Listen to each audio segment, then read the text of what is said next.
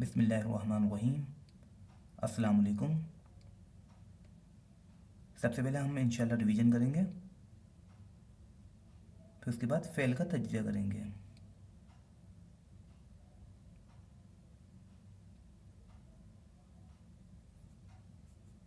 कलिमतुन अरबी ज़बान में बामानी लफ्ज़, यानी वो लफ्ज़ जिसका कोई मतलब निकलता हो उसे कलमा कहते हैं।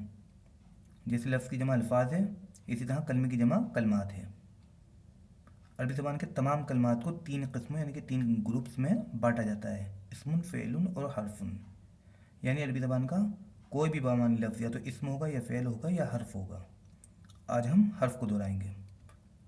इस्म या फ़ेल के अलावा ऐसा लफ्ज़ जिसके अपने माने वाज़ेह ना हो जब तक वो किसी इस्म या फ़ेल के साथ ना आए। हर्फ जुमले में राब्ते का काम करते हैं, यानी कनेक्ट करते हैं, जोड़ते हैं दो चीज़ों को। सबसे पहला हर्फ जो हमने सीखा था वो था हर्फ अतफ़िन। वह एक अतफ़ है, वह का मतलब है और। वह अरबी ज़बान में हमेशा बाद वाले अल्फाज के साथ लिखा जाएगा। ये क्या है और ये कौन है? मा हाज़ा व मन हाज़ा। अब तक हमने और कौन कौन से हर्फ सीखे हैं? हर्फुल जवाब यानी कि नाम और ला, और हर्फ जर्रिन यानी कि फ़ी, अला, मिन, इला वगैरह। आइए रिवीजन कर लेते हैं जुमलों का। नीचे लिखे जुमलों का उर्दू से अरबी में तर्जुमा करें और जुमलों का तज्जिया करें, जुमलों का जो सवालिया हिस्सा है उसे छोड़कर। तो कोशिश यही करें कि पहले ये तमाम जुमले आप अपनी याददाश्त के भरोसे लिख लें, जो भी आपको आता है वो लिख लें, फिर अपने जवाबात को आगे दिए हुए जवाबात से मैच कर लें, और अगर कोई जुमला गलत हो तो उसे दोबारा लिख लें।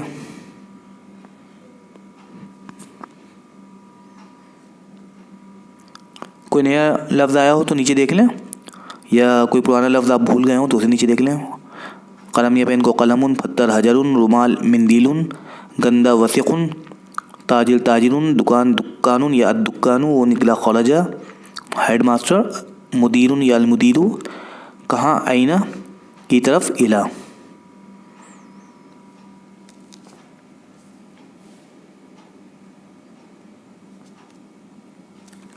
अब जवाबात को मिला लीजिए अपने। ये क्या है?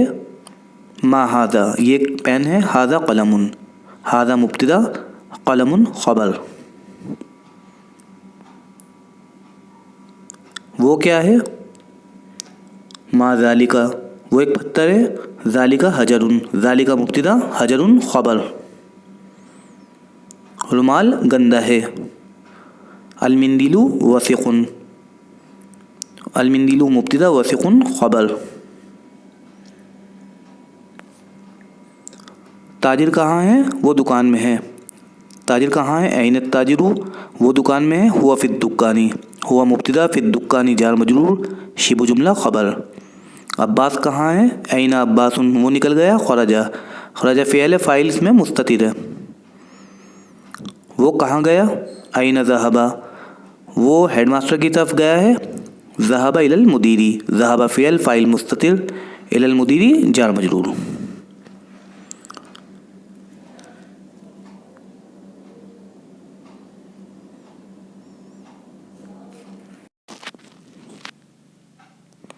उर्दू ज़बान में हम मुज़क्कर और मुअन्नस दोनों के लिए यकसा दमीर इस्तेमाल करते हैं। जैसे हम कहते हैं खालिद कहाँ है? वो मस्जिद में है। आमिना कहाँ है? वो किचन में है। तो यहाँ खालिद और आमना हमने दोनों के लिए दमीर इस्तेमाल किया वो, लेकिन अरबी ज़बान में हम मुज़क्कर इस्म के लिए अलग दमीर इस्तेमाल करते हैं और मुअन्नस इस्म के लिए अलग। अब देखिए, जब किसी से मुताल्लिक़ कोई बात हो रही होती है, यानी किसी के बारे में कोई बात हो रही होती है, तो तीन अमकानात होते हैं, तीन पॉसिबिलिटीज़ होती हैं। पहली ये कि जिसके मुताल्लिक़ बात हो रही हो वो मौजूद ही ना हो, गायब हो, गैर हाज़िर हो, या इसको गैर हाज़िर फ़र्ज़ करके गायब के सीग़े में बात की जा रही हो। उर्दू में गायब के सीग़े के लिए ज़्यादातर वो की दमीर आती है, गायब यानी कि थर्ड पर्सन, यानी कि जिसके बारे में बात हो रही हो। अरबी में गायब के सीग़े में मुज़क्कर के लिए हुआ, हुमा, हुम ये दमीर आती हैं, और मुअन्नस के लिए हिया, हुमा, हुन्ना ये दमीर आती हैं। देखिए, हुआ का मतलब है वो, वाहिद मुज़क्कर इसम के लिए इस्तेमाल करते हैं इसे। जैसे खालिद कहाँ है? वो मस्जिद में है, तो यहाँ हमने खालिद के लिए वो इस्तेमाल किया। अरबी में इस्तेमाल करेंगे हुआ। हुमा का भी माने है वो, लेकिन दो के लिए। जैसे खालिद और हामिद कहाँ हैं? तो हम कहेंगे वो मस्जिद में है, तो यहाँ वो के लिए हम हुमा इस्तेमाल करेंगे। हम के भी माने हैं वो, लेकिन दो से ज़्यादा के लिए, 3 4 5 के लिए। जैसे हम कहें खालिद हामिद और अम्मार कहाँ हैं, वो मस्जिद में हैं, तो यहाँ वो के लिए हम दमीर इस्तेमाल करेंगे हम।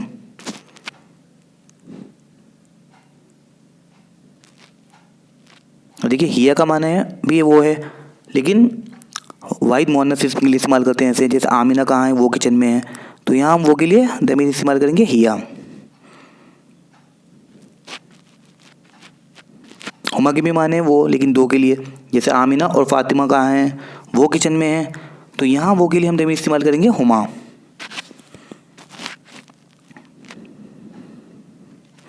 देखिए उन्ना के भी माने हैं वो, लेकिन दो से ज़्यादा के लिए, 3 4 5 के लिए। जैसे हम कहें आमिना फातिमा और ज़ैनब कहाँ हैं, वो किचन में है, तो यहाँ वो के लिए हम दमीर इस्तेमाल करेंगे हुन्ना।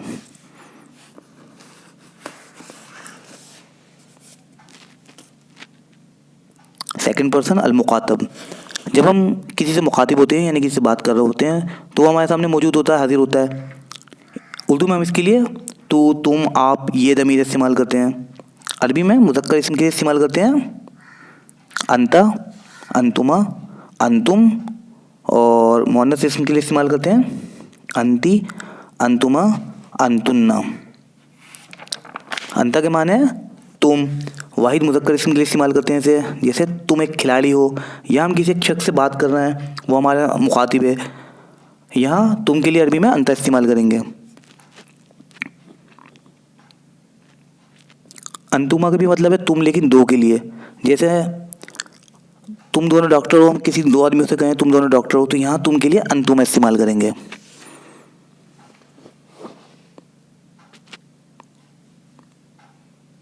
अंतुम का भी मतलब है तुम, लेकिन ये दो से ज़्यादा के लिए इस्तेमाल होता है, 3 4 5 के लिए। जैसे दो से ज़्यादा आदमी खड़े हों, उनसे हम कहें तुम डॉक्टर हो, तो यहाँ तुम के लिए अंतुम इस्तेमाल करेंगे।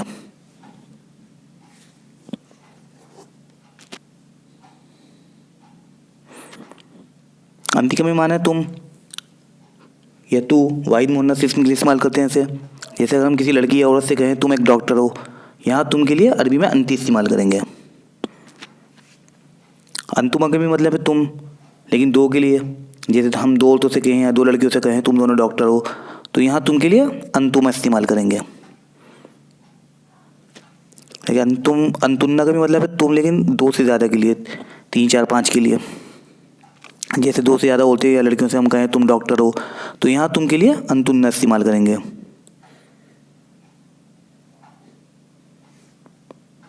देखिए फर्स्ट पर्सन अल मुतकल्लिम, अगर मुतकल्लिम यानी कि जो बात कर रहा होता है, जिसे इंग्लिश में स्पीकर कहते हैं, अगर वो खुद अपने बारे में बात कर रहा हो, तो वो मैं या हम ये दमीर इस्तेमाल करता है उर्दू में। और अरबी में मुतकल्लिम यानी कि स्पीकर, मुज़क्कर हो या मुअन्नस, मैं के लिए अना और हम के लिए नहनु ये इस्तेमाल करते हैं। यानी स्पीकर अकेला हो तो अना, और एक से ज़्यादा हो तो नहनु। यानी कोई अकेला लड़का या लड़की कहे मैं एक डॉक्टर हूँ, ठीक है, तो दोनों अना इस्तेमाल करेंगे मैं के लिए। और अगर एक से ज़्यादा लड़के या लड़कियाँ कहें हम डॉक्टर हैं, तो वो हम के लिए नहनु इस्तेमाल करेंगे।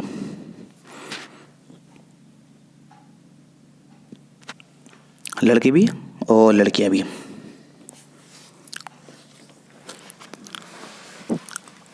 अभी आप इन दमाइर के माने या इस्तेमाल के बारे में ज़्यादा ना सोचें, अगर समझ में आ गया तो ठीक है, नहीं तो कोई बात नहीं। जैसे हुमा मुज़क्कर के लिए भी इस्तेमाल होता है और मुअन्नस के लिए भी, इसी तरह अंतुमा मुज़क्कर के लिए भी इस्तेमाल हो रहा है और मुअन्नस के लिए भी।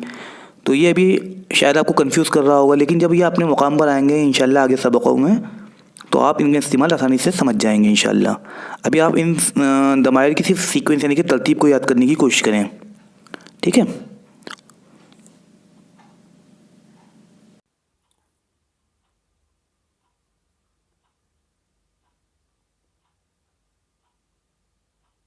मादा, मादा किसी लफ्ज़ के असली हरूफ को कहते हैं।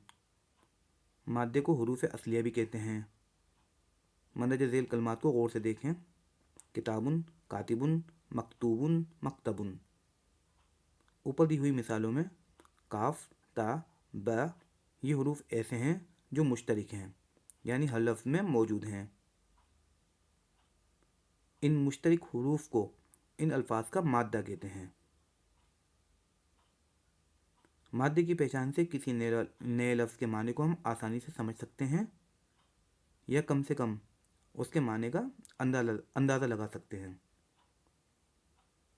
ऊपर दी हुई मिसालों के मादे से अंदाज़ा लगाया जा सकता है कि तमाम अल्फाज लिखने से ताल्लुक़ रखते हैं। मादे से मुख्तलिफ़ अल्फाज यानी अस्मा और अफ़आल इस्म और फ़ेल बनाए जाते हैं।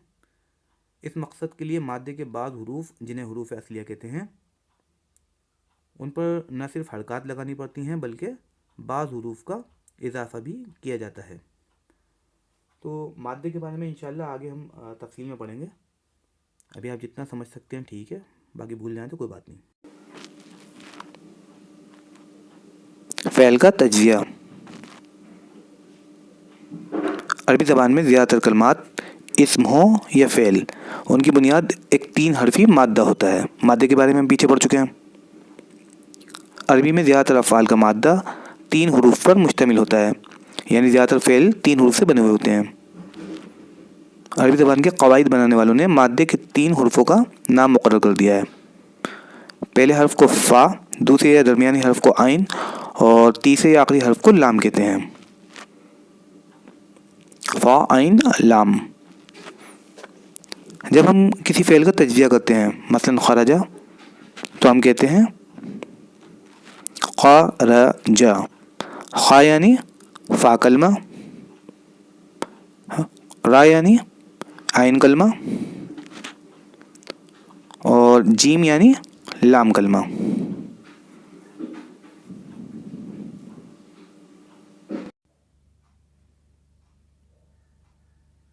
फ़ेल की कुछ और मिसालें देखिए।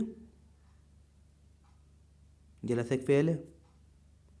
जलसा में जीम फ़ा कलमा है, लाम एन कलमा है और सीन लाम कलमा है।